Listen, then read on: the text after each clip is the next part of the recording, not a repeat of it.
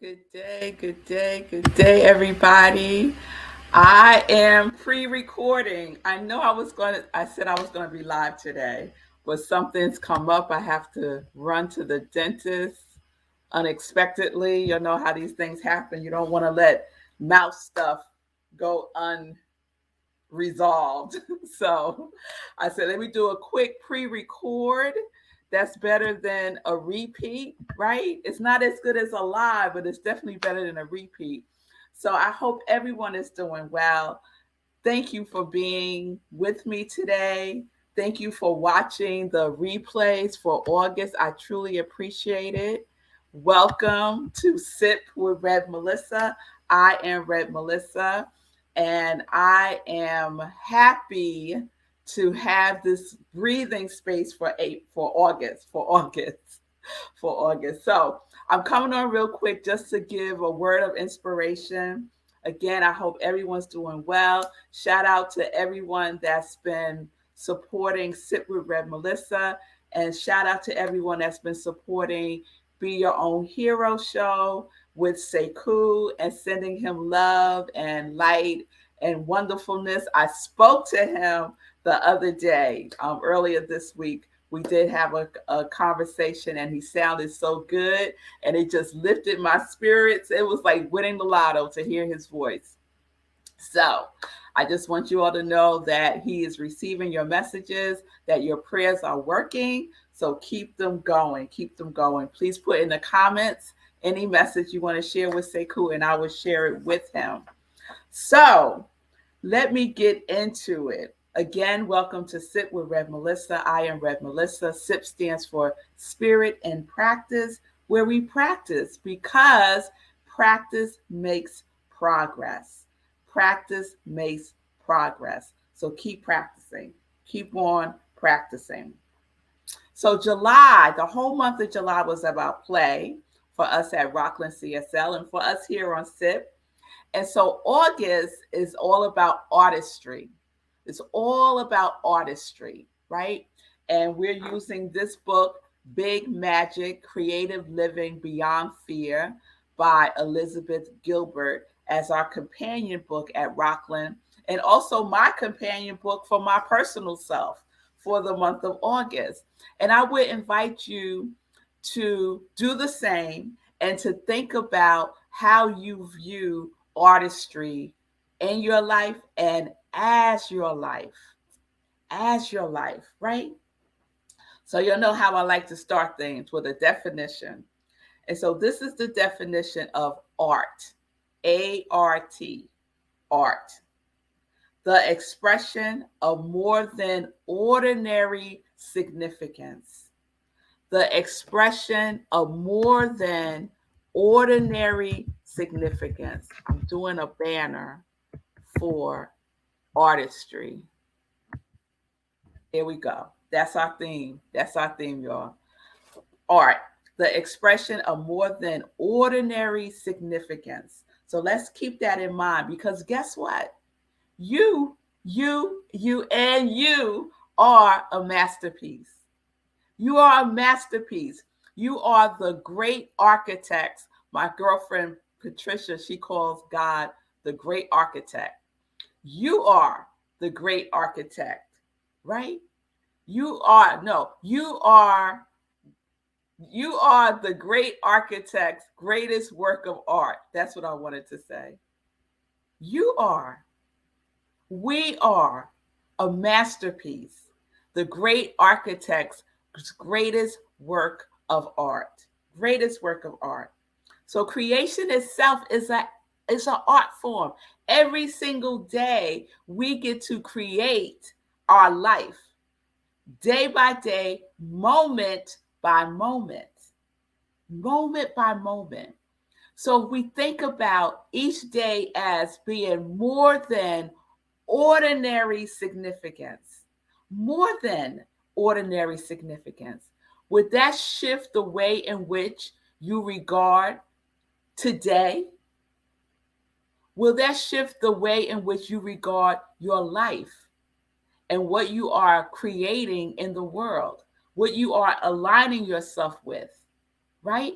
what you are stepping into and stepping in as, would that shift your perspective into a higher sense of glory and magnificence?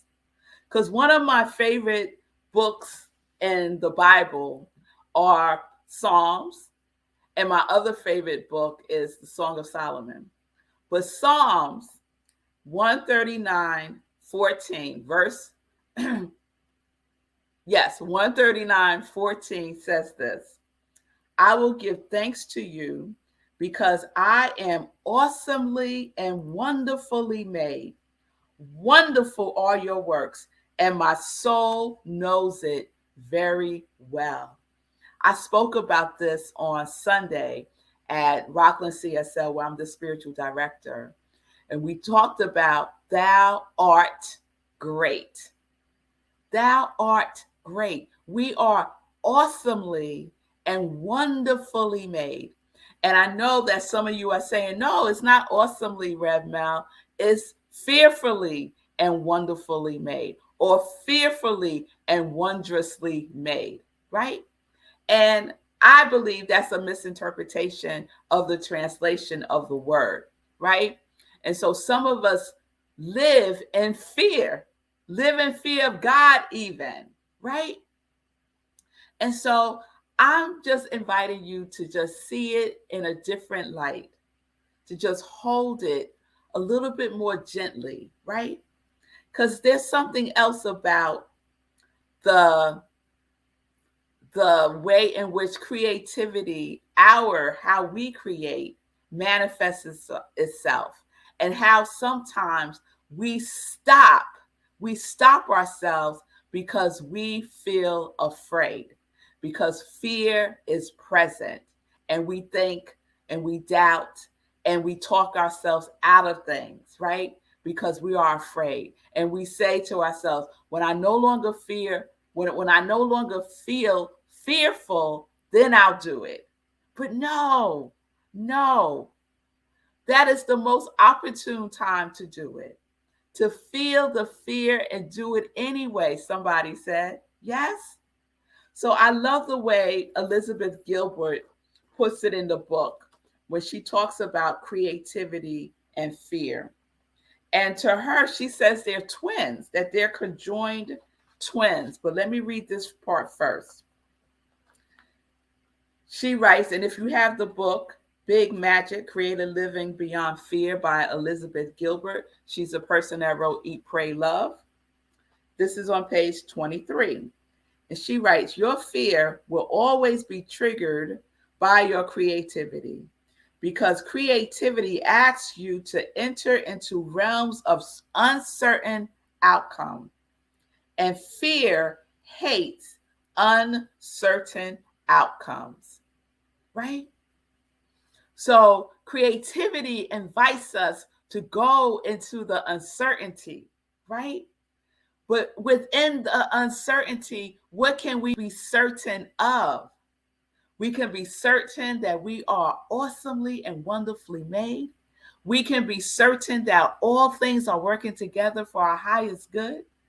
We can be certain that life is an ever expanding unfoldment of good, operationalized as and through us, right? These are the things we can be certain about. So even when we're traveling down that road of uncertainty, we don't travel alone.